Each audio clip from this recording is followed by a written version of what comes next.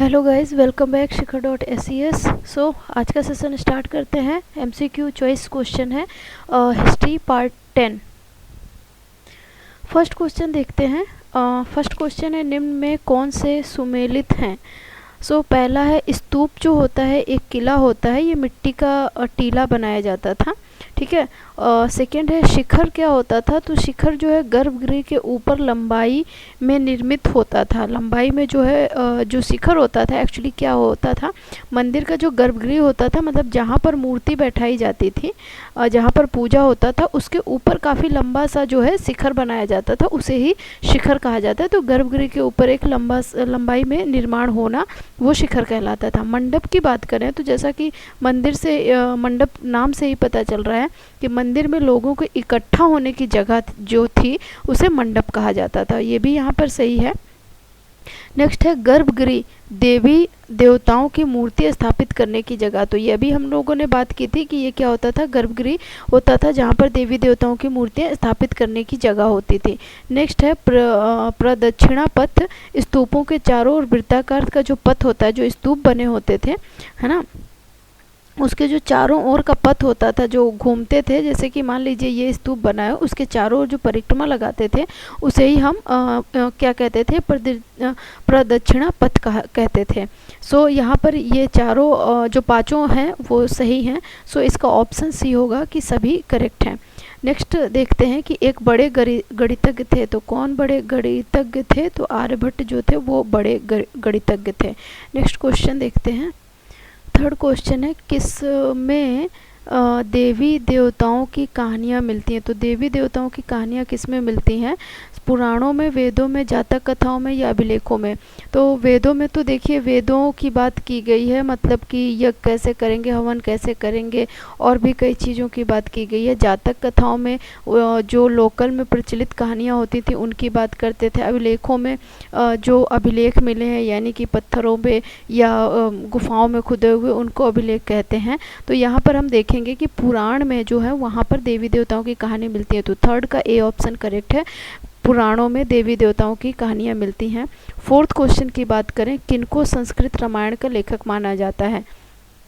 तो जैसा कि सभी को पता है कि रामायण का जो लेखक है वो किसे माना जाता है, वो वाल्मीकि को माना जाता है। वेद व्यास ने क्या किया था, महाभारत की रचना की थी। और मिहिर जो और ब्रह्मगुप्त थे, ये एक प्रसिद्ध खगोल शास्त्री थे, खगोलविद थे। नेक्स्ट फिफ्थ क्वेश्चन की तरफ मूव करें। फिफ्थ क्वेश्चन में देखते हैं, ये फिल इन द ब्लैंक्स है, दो रिक्त स्थान है और दो तमिल महाकाव्य हैं। तो मतलब कि कौन से दो तमिल महाकाव्य हैं, तो जैसा कि पहले हमने देखा था कि दो तमिल जो महाकाव्य थे, शिल्पिदिकारम और मणि मेखलाई जो था, मेखलई, वो दो तमिल महाकाव्य थे। तो इसका जो ऑप्शन ए है वो करेक्ट ऑप्शन है। और नेक्स्ट बात करें, निम्न में से, अच्छा ये दोनों जो है तमिल महाकाव्य नहीं है, ठीक है। इसका ए ऑप्शन करेक्ट है। नेक्स्ट है सिक्स क्वेश्चन, निम्न में से कौन से कथन सत्य हैं। कौन से कथन सत्य हैं बताना है। हड़प्पावासी कुशल शिल्पी थे, उन्हें तांबे की धातुकर्म, या धातुकर्म का मतलब क्या होता है, धातु शोधन का ज़्यादा जो यहाँ पे ज़्यादा था, ओके, ज़्यादा ज्ञान था। तांबा और टीन मिलाकर कांसा भी बनाया था। किन लोगों ने, हड़प्पावासी जो थे उन्होंने तांबा और टीन मिलाकर कांसा भी बनाया था। इसका ए ऑप्शन करेक्ट है। बी देखते हैं, हड़प्पावासी के उत्तराधिकारी लौह युग से संबंधित थे। तो ऑब्वियसली हड़प्पा काल के बाद जो है वो वैदिक काल में पढ़ा था हम लोगों ने कि उस टाइम पे क्या था कि लौह हमें पता चला गया था, ठीक है। तो यहाँ पर ये भी उसके लिए सही है। नेक्स्ट देखते हैं इसी का पार्ट, भारत में खोटा, पिटवा व ढलवा लोहे का निर्माण होता था, ये भी सही है। महरौली जो दिल्ली में कुतुब मीनार के दिल्ली में स्थित है, ठीक है, दिल्ली कुतुब मीनार के परिसर में खड़ा लौह स्तंभ है, महरौली जो है, महरौली का लौह स्तंभ। निर्माण इसका लगभग जो है 1500 वर्ष पूर्व हुआ था। आज भी बिना जंग लगा स्थित है ये, तो आज भी इसमें जो है जंग नहीं लगा था, ये बहुत अच्छी क्वालिटी का लोहा था। इसका सेकंड भी सही है। थर्ड देखते हैं, मेहरौली के लौह स्तंभ से चंद्र नाम का उल्लेख मिलता है जो संभवतः चंद्रगुप्त के वंश के थे। यानी कि हम बात करें चंद्रगुप्त की, जो गुप्त साम्राज्य था उसमें चंद्रगुप्त का जो उल्लेख मिलता है, मतलब चंद्र नाम का जो उल्लेख मिलता है वो मेहरौली के लौह स्तंभ से मिलता है। यानी कि ये संभावना जताई जा रही थी कि गुप्त वंश के ये हो सकता है जो चंद्र नाम है, क्योंकि एक मौर्य वंश में भी चंद्रगुप्त हुए थे, तो इस वजह से ये जो इस नाम से है वो लगाया गया है कि संभावना की गई है कि गुप्त वंश के ही चंद्रगुप्त का इसमें उल्लेख है। तो हमने देखा कि इसमें ए बी सी तीनों सही हैं, तो इसका डी ऑप्शन करेक्ट है, तीनों उक्त सभी। 7th क्वेश्चन की तरफ मूव करें। 7 क्वेश्चन है, निम्न में कौन से कथन सत्य हैं? तो कौन से कथन सत्य हैं, स्टार्ट करते हैं। फर्स्ट है धातु मंजूषा।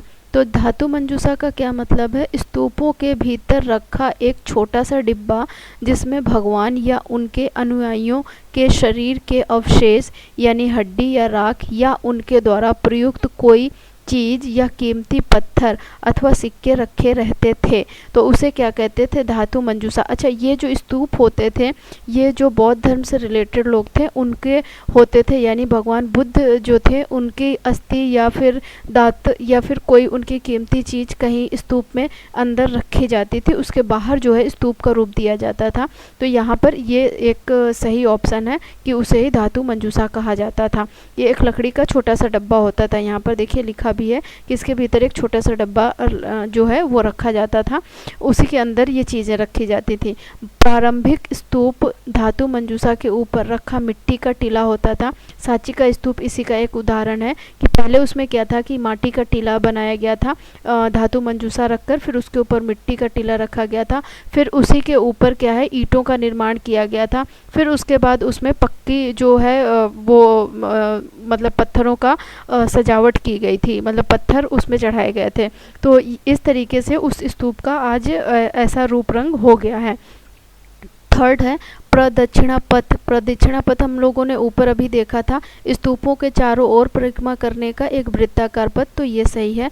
वेदिका क्या होती है? तो वेदिका रेलिंग से घिरा प्रदक्षिणा पथ, वेदिका में प्रवेश द्वार बने होते हैं, मतलब कि रेलिंग जो होती थी उससे घिरा प्रदक्षिणा पथ, मतलब जो ये एक पथ होता था, ये पथ हुआ ठीक है गोला, और इसके चारों ओर एक और घेरा होता था, उसी को हम क्या कहते थे? वेदिका कहते थे, और इसी में प्रवेश द्वार भी होता था कहीं से, ठीक है। नेक्स्ट है रेलिंग तथा तोरण जो थे वो अलंकृत प्रवेश द्वार, यानी अलंकृत जो प्रवेश द्वार होते थे उनको रेलिंग या तोरण कहते थे, तोरण कहते थे। मूर्ति कला की सुंदर कलाकृतियों से सजे होते थे।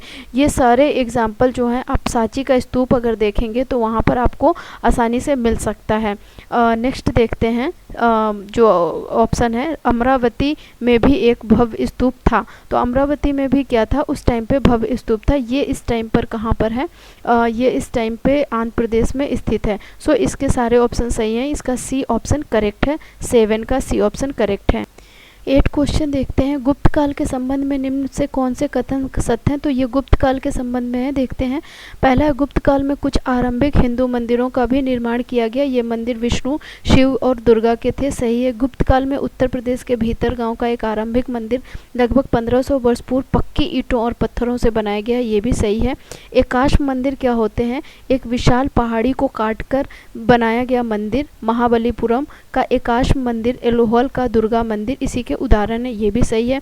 ईंटों के मंदिर नीचे से ऊपर की ओर बनाए जाते थे, जबकि यहाँ पर ये बनाए जाते थे, जबकि चट्टान तराश कर बनाए जाने वाले मंदिर ऊपर से नीचे की ओर बनाए जाते थे, ये भी सही है। ओडिशा का जैन मठ क्या है? एक पहाड़ी को खोदकर 2 मंजिला बनाया गया, ये भी सही है। यानी कि इसके सभी ऑप्शन सही हैं, सी इसका करेक्ट ऑप्शन है सभी।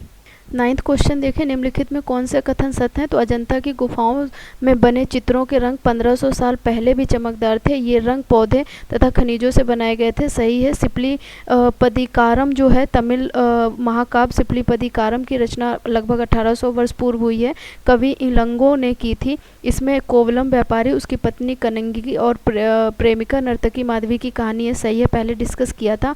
मणिमेखलई जो है तमिल महाकाव्य है, रचना 1400 वर्ष पूर्व सन सत्तानर ने की थी। इनमें कोवलम व्यापारी और प्रेमिका जो नर्तकी माधवी थी उनकी बेटी की कहानी ये भी सही है। मेघदूत कालिदास की रचना थी। कपिल गुप्त काल में अनेक पुराणों, जिसका शाब्दिक अर्थ प्राचीन होता है, की रचना की गई थी, जिनमें विष्णु, शिव, दुर्गा या पार्वती हैं। पुराण सरल संस्कृत श्लोक में लिखे गए थे।